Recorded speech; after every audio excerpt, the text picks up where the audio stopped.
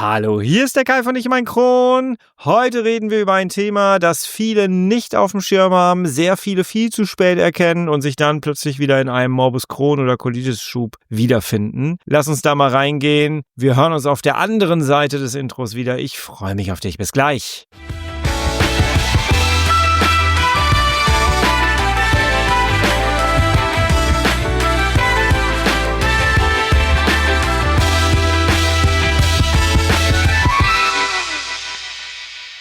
Herzlich willkommen zu einer weiteren Ausgabe von Ich und mein Kron, dein Kronpott. Hi, Tag. Ich hoffe, es geht dir gut. Ich hoffe, du bist schubfrei. Ich hoffe, du bist schmerzfrei und ich hoffe, du bist gut durch deine letzten Wochen gekommen. Und diese Folge ist entstanden, weil es zahlreiche Rückmeldungen auf meine letzte Ausgabe vom Schublöscher-Magazin gab. Wenn du das Schublöscher-Magazin noch nicht kostenlos abonniert hast, dann schau doch gerne mal unter dieser Podcast-Folge. Da ist sie einmal verlinkt oder geh auf meine Website ichundmeinkron.de. Da findest du neben dem Schublöscher-Magazin auch noch meinen Blog. Da kannst du dich durch meine ganzen Artikel gerne einmal durchklicken, wenn du möchtest, und durchlesen. Das Schublöscher-Magazin in der letzten Woche habe ich dem Thema Stress gewidmet. Und ich habe dort eine Aussage getätigt, die ich oft mit diesem Thema raushaue, denn der Spruch war einfach: Auch positiver Stress ist am Ende Stress.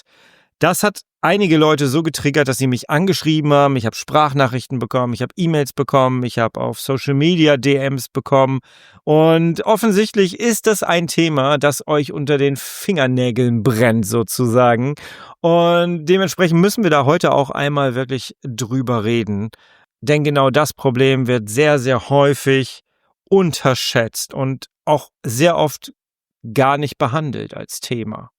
Ich werde dir heute aus meiner eigenen Geschichte so ein bisschen erzählen und ich werde dir aus der Erfahrung meiner Begleitung von Coaching-Gästen erzählen. Und um da anzufangen, müssen wir erstmal über das Thema Komfortzone sprechen. Alleine dieses Wort triggert so viele Menschen, weil sie irgendwie im Kopf abgespeichert haben, dass Komfortzone etwas Negatives ist. Etwas, das dir unterstellt, dass du faul bist, dass du Popcorn essend auf der Couch liegst und Fernseh guckst. Aber das meint Komfortzone gar nicht, sondern Komfortzone meint eigentlich deinen Handlungsspielraum. Das hatten wir auch schon mal bei einem anderen Thema hier. Es geht bei der Komfortzone immer um deinen Handlungsspielraum, in dem du dich bewegen kannst, deine Safe Zone, also deine sichere Zone, in der du dich ganz sicher bewegen kannst, trotz Morbus Crohn und Colitis ulcerosa. Hier geht es nicht um Faulsein. Diese Komfortzone ermöglicht es dir, am normalen Leben teilzunehmen, normal arbeiten zu gehen. Und genau da sind wir eigentlich schon beim Thema. Ich darf mit sehr vielen Menschen arbeiten, die ihrer Leidenschaft nachgehen, die ihre Leidenschaft zum Beruf gemacht haben. Ich habe sehr oft Prokuristen bei mir, die ein großes Team haben, die Leitungsverantwortung haben. Ich habe mit Ärzten gearbeitet, ich darf mit Künstlern arbeiten und mit Menschen, die aus einer kreativen Szene kommen, die einfach ihre Leidenschaft zu einem Beruf gemacht haben. Das heißt, die bewegen sich in ihrer Komfortzone, in ihrem Handlungsspielraum. Die merken gar nicht, wie sehr das eigentlich auch Energie raubt, weil es ist ja was Schönes, du machst ja was ganz Tolles. Lass uns da mal reingehen. Ich finde es mega interessant und mega spannend, denn ich möchte dich gerne ganz kurz mit auf die Reise nehmen, so eine kleine Ist-Situationsanalyse zu machen. Einfach, damit du für dich auch weißt, wo stehst du gerade. Und ich möchte dich so ein bisschen sensibilisieren auf dieses Thema. Lass uns da mal reingehen. Tough times never last, but tough people do. Also die Grundbehauptung ist ja erstmal, positiver Stress fühlt sich gut an, ist aber trotzdem eine Belastung. Das kann man jetzt nicht so einfach stehen lassen. Aber ich kann das selber nachempfinden, denn als ich damals nach dem Sozialarbeiterstudium dann in der Praxis gearbeitet habe, ich habe das absolut mit Leidenschaft gemacht. Ich wollte diesen Beruf erlernen, dafür habe ich studiert. Ich wollte nicht studieren, ich musste studieren, damit ich dieser Leidenschaft nachgehen kann. Ich wollte immer mit Menschen arbeiten, einen nachhaltigen Unterschied bewirken durch meine Arbeit. Deswegen habe ich mich da voll reingehangen und ich habe das wirklich zutiefst geliebt und es war keine richtige Arbeit. Ich wurde für meine Leidenschaft, mit Menschen zu arbeiten, bezahlt. Deswegen kann ich das so nachempfinden, wenn Menschen zu mir kommen, die auch ihre Leidenschaft zu ihrem Beruf gemacht haben, die etwas gerne machen, die gerne ein ganzes Team anführen, die gerne kreative Prozesse durchleben, um ein Produkt zu erschaffen, von dem sie dann leben können. Aber bei egal welcher Branche, es zieht trotzdem erstmal Energie. Am Ende war es so, dass ich viele körperliche Symptome, auch aufgrund meines Unwissens, das ich damals hatte, ich war kein informierter Patient, dass ich da einfach mehr gegeben habe, als ich mich selber schützen konnte. Das ist ein Punkt, das beschäftigt sehr, sehr viele Menschen, mit denen ich arbeiten darf. Meistens fällt es dann auf, wenn wir über das Tracking reden, eines meiner Herzensthemen. Es ist keine Voraussetzung, dass wenn du in meinem Coaching bist, dass du anfangen musst zu tracken. Es ist aber total hilfreich, wenn du trackst. Egal, ob du in meinem Coaching bist oder nicht. Bitte tracke. Aber diese Menschen haben vorher meistens nie getrackt. Dann haben sie sich irgendwie eine Uhr geholt, irgendwie ein Armband ausgeliehen, was so ein bisschen tracken kann und plötzlich sehen sie ihre ganzen Daten nach einem Arbeitstag. Und ich habe es in so vielen Fällen wirklich erlebt, dass Leute mich angeschrieben haben dann auf WhatsApp und haben dann gesagt, so, ich habe jetzt meine Uhr um, ich habe meine ersten Daten und ich sehe seit 3 Tagen einen unfassbar hohen Stresspegel. Wo kommt der bitte her? Ich mache doch einfach nur meinen Arbeitstag. Da ist doch gar nichts. Ich habe keinen großartigen Stress. Ich habe positiven Stress. Und dadurch ist der Spruch entstanden, ja, aber auch positiver Stress ist offensichtlich Stress für den Körper. Das Schlimme ist, du glaubst aber, dass wenn du deiner Leidenschaft nachgehst, dass es dir Energie gibt, weil es sich so anfühlt. Menschen, die ihrer Leidenschaft nachgehen, die merken nicht, dass sie leer gehen vom Akku, sondern die haben das Gefühl, dass der Akku ja gar nie leer gehen kann, weil sie sich ja mit tollen Dingen beschäftigen, weil sie ja Adrenalin spüren, weil sie positive Energie haben. Und sie haben manchmal das Gefühl, hey, das gibt mir auch Energie. Und dann zeigt der Tracker aber plötzlich, ui, guck mal, der Körper reagiert aber doch ein bisschen anders darauf. Und da sehe ich immer wieder, dass Menschen dann anfangen, eine ganz andere Körperverbindung aufzubauen und Dinge auch mal in Frage zu stellen. Von mir gibt es auch diesen schönen Spruch, auch Batman braucht einen Umhang, um Batman zu sein. Und Ärzte brauchen einen Kittel, Handwerker brauchen ihre Werkzeugkiste. Was brauchst du? Und wie gestaltest du diesen Rollenwechsel? Da sind wir schon wieder in der Lösung, ne? Im Systemischen. Das Systemische sagt ja immer, die Lösung liegt in dir selber. Das ist eine Lösung, die du gestalten darfst für dich. Das heißt, finde einen vernünftigen Rollenübergang. Gestaltest du diesen Rollenübergang? Das ist eine Frage, die du für dich mal beantworten kannst. Oder gehst du einfach morgens ins Büro, setzt dich hin und fängst an zu arbeiten? Gibt es da eine Millisekunde dazwischen, ein kleines Ritual, was du machst, um erstmal anzukommen? Oder fängst du direkt an? Und dann erinnere dich bitte mal in Zukunft, morgen früh vielleicht, an den Spruch, auch Batman braucht einen Umhang, um Batman zu sein. Und den muss er sich erstmal anziehen. Denn gerade Menschen, die brennen für ihre Tätigkeit, die brennen für das, was sie tun, die leisten den ganzen Tag, die laufen Gefahr, sich selbst zu überhitzen.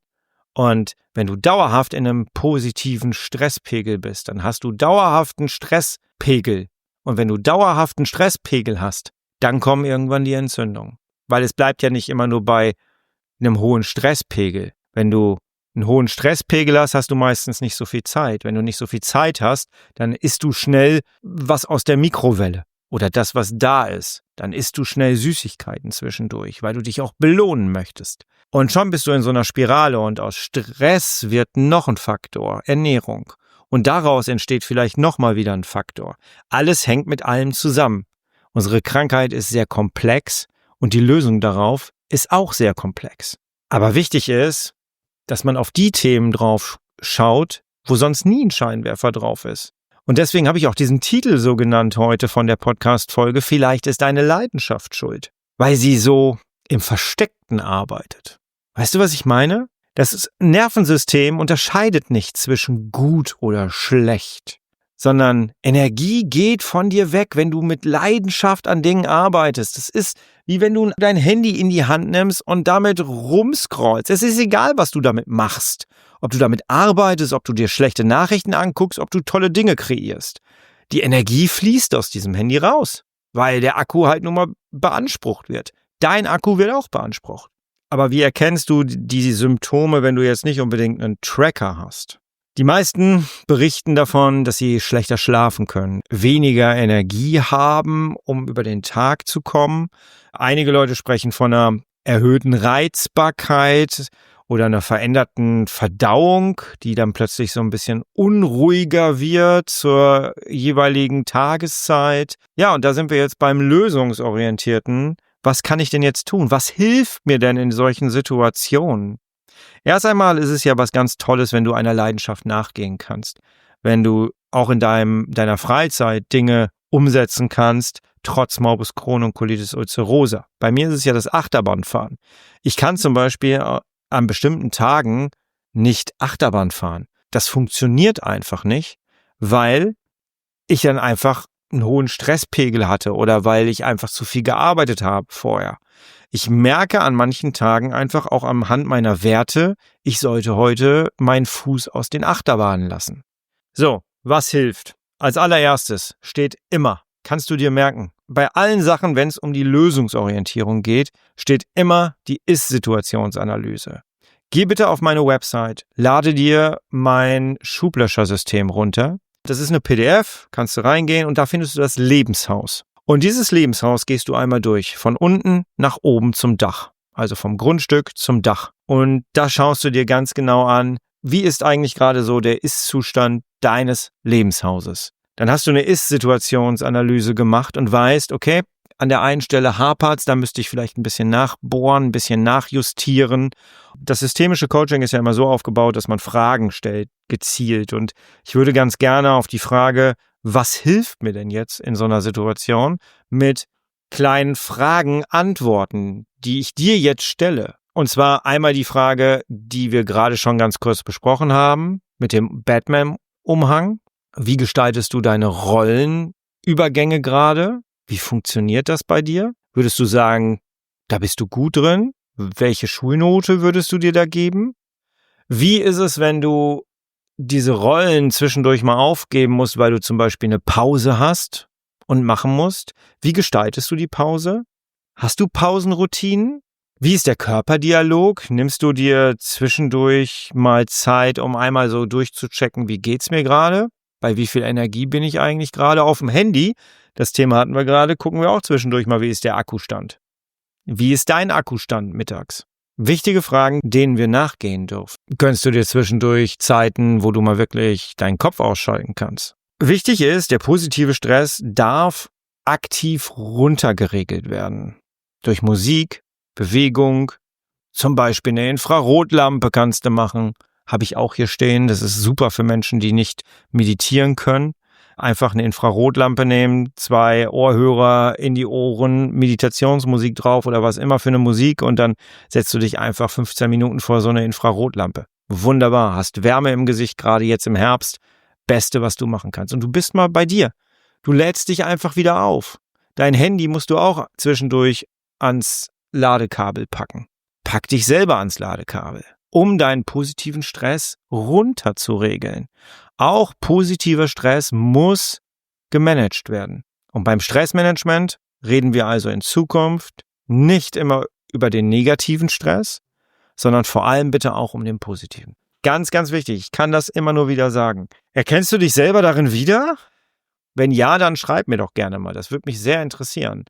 Das ist fast wirklich in allen, ja, manche haben auch andere Themen, die sie mitbringen, aber in fast allen Coachings ist tatsächlich positiver Stress ein Thema, das die Menschen mitbringen. Und ich glaube, es ist einfach super wichtig, dass wir für uns erkennen, wann kippt bei uns die Leidenschaft zum Stress. Ich selber merke das auch in meiner jetzigen Tätigkeit, die ich hier habe. Du hörst jetzt gerade einen Podcast von mir, aber das ist ja nicht das Einzige, was ich mache. Ich bin ja gar nicht mehr nur Coach, sondern ich bin halt auch Content Creator. Ich nehme hier eine Podcast-Folge auf, die muss geschrieben werden, die muss zur jeweiligen Zeit online gehen. Wenn die nicht alle 2 Wochen freitags erscheint, bekomme ich tatsächlich Post von einigen von euch, die dann sagen, ey, wo ist meine Podcast-Folge? Das ist auch gut so und ich bin sehr dankbar dafür. Ich will damit sagen, man muss aufpassen, dass diese Leidenschaft nicht irgendwann kippt zum Stress. Und diesen Kipppunkt, den dürfen wir erkennen. Und wir dürfen am besten, bevor es kippt, rechtzeitig gegensteuern. Stell dir vor, du sitzt auf so einer Wippe, du sitzt da drauf und die ist ausgeglichen. Dein Job ist, diese Wippe immer ausgeglichen zu halten. Nicht, dass du unten sitzt, sondern dass du im Gleichgewicht sitzt. Das heißt, pack immer was auf die Gegenseite, damit du im Gleichgewicht sitzen kannst. Und ich habe manchmal das Gefühl, dass von außen und von innen wir oft da einen Elefanten hingeknallt kriegen und dann ist es wieder im Ungleichgewicht. Deine Aufgabe ist zuzusehen, dass auf der anderen Seite so viel liegt, dass du im Gleichgewicht bist. Das ist wichtig. Balance halten. Und wenn du das nächste Mal merkst, ey, ich werde ganz schön müde oder du merkst, dass deine Atemfrequenz anders wird, dann denkst du vielleicht an diese Podcast-Folge hier und vielleicht denkst du dir dann einfach, okay, ich mach's jetzt einfach mal ein bisschen anders. Dein Körper wird's dir danken. 100%. Und wenn du da tiefer reingehen möchtest, dann lad dir, wie gesagt, das Schublatscher-System einmal von meiner Website runter. Du findest auch den Link hier unter dieser Podcast-Folge. Und wenn du da noch mehr reingehen möchtest, weil du sagst, ey, ich brauche da Begleitung, ich brauche da Hilfe für, dann schau dich gerne auf meiner Website um im Bereich Coaching und dann kommst du zu mir, schreib mich an und dann arbeiten wir beide zusammen und dann schaffen wir das gemeinsam. Du wärst der Erste, bei dem es nicht klappt. Ich hoffe, diese Folge hat dir geholfen. Du konntest was für dich rausziehen, konntest dich ein bisschen inspirieren lassen. Wir hören uns bald wieder in 14 Tagen. Bis dahin, bis bleibst und wirst du bitte. Herrlich schubfrei, denn so lebt es sich am besten. Mach's gut, ich bin raus. Tschüss, schönes Wochenende. Dein Kai.